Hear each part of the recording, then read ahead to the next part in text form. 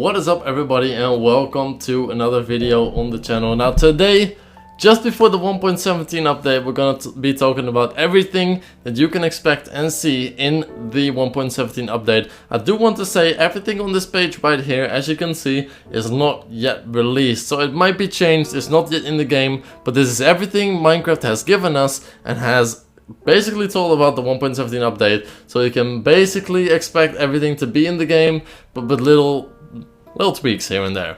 We will have to see once 1.17 comes out, but this is everything that we can expect in Minecraft 1.17. Very sick update. Let's get right into all the things you can expect. The glow squid. Passive mob, not gonna attack you. It has 10 health, there's 5 hearts. So the texture of the squid is basically glowing. It drops glowing ink sacs used to make the text on signs glow, to craft glow item frames. When hit, it temporarily loses its glow, it squirts glowing ink and moves away at great speed. Now, I can't even start to imagine what insane builds we can do with the glowing text on signs, and also the glowing squid itself in builds, in aquariums, in houses, stuff like that. It will be insane to build with. And we have the axolotl. So axolotl has a lot of things here. It has 14 health, which is more than the squid. It's 7 hearts. It spawns in the lush caves. The lush caves are like the like rainbow forest kind of lighted caves, maybe something like that. Can be picked up with a bucket. So let's say they will be attacked by a wolf. I don't see the situation happening, but let's just presume. They can play dead, regenerate the full, while the wolf is not attacking them because it's playing, well, dead. They will be full health after that. They deal 2 hearts of damage, which is actually quite a lot. That's 10 hits and you're dead. We'll follow the player if they're holding a tropical fish or a bucket of tropical fish. So that's their preferred meal. They can be bred with tropical fish. They can be tempted to attack hostile mobs using tropical fish. They will attack drowned, all squid types, all fish types, guardians and elder guardians. Comes in 5 colors. It's pink, brown, gold, cyan and blue. The latter of which has a 1 in 1200 chance to spawn naturally. A lot of things to do with the axolotl. I'm very hyped for this. Awesome. We have the goats, the mountain goats. You may have already seen this in some snapshots, but they have 10 health, spawn in mountains. They can jump up to 5 blocks high. So sometimes you will get a headbutt. When they ram a block, they will drop a goat horn. Okay, I see. It can be milked. Okay, so goat milk is a thing. It can be bred with wheat, and they can find their path through the snow. So it's very useful to have next to you. They're not rideable yet. Don't quote me on it, but it may happen, you never know. 7 hearts of damage. Sick, hostile. Spawns in the deep dark. Very, very strong creature. Can one-shot you even in full iron. Will not one-shot you in diamond or netherite, but I assume it's gonna be a 2-shot, so very strong. Either no drops or just or likely just a trophy drop. 50% larger than an iron golem as well. These creatures are absolutely insane. Now, before going on to the item category, which is very, very interesting as well to watch, I want to just quickly take a minute to thank you guys for clicking on the video. I hope you will enjoy. If you're new to the channel, I would really appreciate it if you could subscribe. We bring these type of videos with like a lot of information. I also stream every single day that I can, and on days that I cannot, I will upload a video, maybe on survival games, on Skywars, on every other type of content. We have an SMP which you can join. If you come to the stream, I will send you an invite. Without further ado though, I will continue. Amethyst shard drops from amethyst clusters. I'm thinking they spawn in caves. Used to make a spyglass and tinted glass. Brushes used to brush layers off of certain blocks to gain special items. A bucket of axolotl. Then we're using a bucket on axolotl. Yes. We put it on placement to the bucket of salmon, cod, and bucket. Fish. We all know this. The bucket of powdered snow though, that is completely new. Don't know what the use of it is, but it will be very, very interesting to see.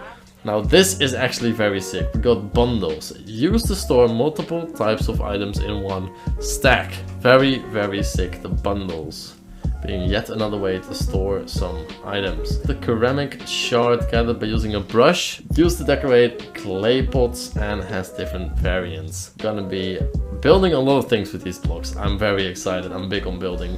Copper ingot.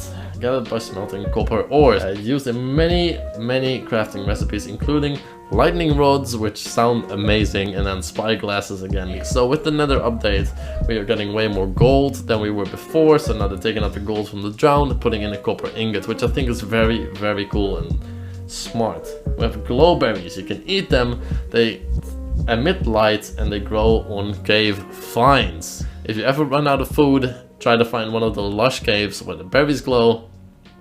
You're set. Glow inked sack drops from the glow squid. We've talked about this before. There's the spyglass, basically an optifine. Then we have the block of amethyst. I'm gonna be speedrunning some of the blocks because they are basically most of them cosmetic and some of them just not needed to talk about. Block of amethyst, budding amethyst, two different variants there. Then we have amethyst clusters. They are a light source and can be picked up by silk touch only. Amethyst buds grows on budding amethyst. Okay, so we have budding amethyst up here, and then we have the amethyst buds which grows on top of them. Light source as well, silk touch only. Azalea leaves generate on azalea trees. Sometimes have purple flowers going on them. And then we have azalea, a miniature tree with special leaves that have purple flowers growing on them. Maybe the sapling variant of the azalea tree. Big drip leaf plant. It can be walked on. I think it's just, for me, this is just a cooler version of the lily pad, basically. So this is basically like the nether vines, but then with a lily pad on top, the drip leaf plant. You can use them in parkour, because when you step on them and after holding weight for a decent while, causing you to fall off, and that is very sick for just different parkour type of things. Then we have the calcite, found in the middle layer of geodes. Like, I don't know what they're used for yet, maybe we find that in a later part here. Candle. We all know what a candle is, obviously. Then we have the cave vines with the glowberries, of course, very sick, they grow from the ceiling, we all know this. The clay pots can be decorated with ceramic shards. Well, I think you can find different kinds of ceramic shards and basically make your own variation of that, which is very interesting to me. Like, we can do a lot of things. Copper ore, of course, we all talked about this, generates down to Y0 underground, basically every single level. We have the block of copper, very sick, degrades over time, so it becomes a little bit more green. It takes 50 to 84 in-game days per stage, which there are 4 of. Got copper, copper slabs, copper stairs, everything. Deep slate, all different type of blocks. We have the roots and dripstone. Very sick. The roots will be interesting in building as well. The glow item frame, another light source. Very, very sick there. Glow lichen, light level of 7, randomly found in caves. We spread the adjacent blocks using bone. Then we have the lightning rod. Very, very sick. Attracts lightning in a 64 block radius. So, let's say, for instance, we have lightning strike on the house, goes directly onto the lightning rod. It powers everything in a 15 block radius for the because of redstone. Very, very sick. We have the moss block. This is decoration. Moss carpet, of course. Very, very sick. Then we have the powdered snow. Use leather boots to stand on it and climb up on it. Yes. Entities can sink through those, so leather boots help. When a player is inside the block, their vision goes wide and falls effect appears on the screen. What cause players like freezing damage to the effect can be slowed by wearing leather armor. So leather armor being very, very key here in this winter biome situation, where full leather armor will prevent any freezing. Very, very sick. You will. Rooted dirt, very sick. Appear to have roots growing underneath. Roots? From Marvel, yeah. Then we have all of these blocks. Small drip leaf plants, spore blossoms, everything in here. We have new biomes, the deep dark, the dripstone caves, the lush caves. The deep dark looks insane. The dripstone caves are massive and the lush caves are absolutely beautiful. Then we have the mountain subbiomes, the lofty peaks, the snow-capped peaks, the snowy slopes, mountain groves, and mountain meadows. Very sick. Then we have different cave types. The cheese caves often form caverns of various sizes. Then spaghetti caves, long squiggly tunnels, sometimes wide. Well, mesh caves, new caves, there's a lot of thin corridors. Yeah, aquifers, I don't know if that's the right pronunciation there. An area with local water level independent of sea level. New structures, excavation sites for the archaeology part, of course. Found either above or below ground, very sick. Contains blocks to be brushed away to find certain items related to archaeology. Azalea trees, of course, and the geode. The only way of finding calcite and budding amethyst. For the gameplay changes, 2 new game rules. Freeze damage And sleep percentage. When set to 0, a player can sleep to skip the night. When set to 100 by default, meaning that night cannot be skipped.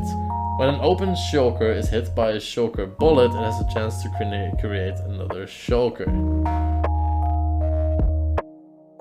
Very cool.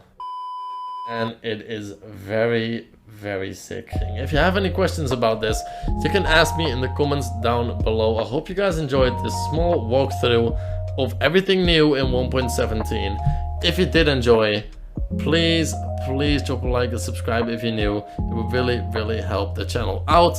I'll be pushing out more of these videos and be doing more and more live streams as we go on the channel. So I want to thank everybody for joining. Thank you Vanessa for editing. You should check her out. You can link your channel right up there somewhere. I don't know, or there, that's easier.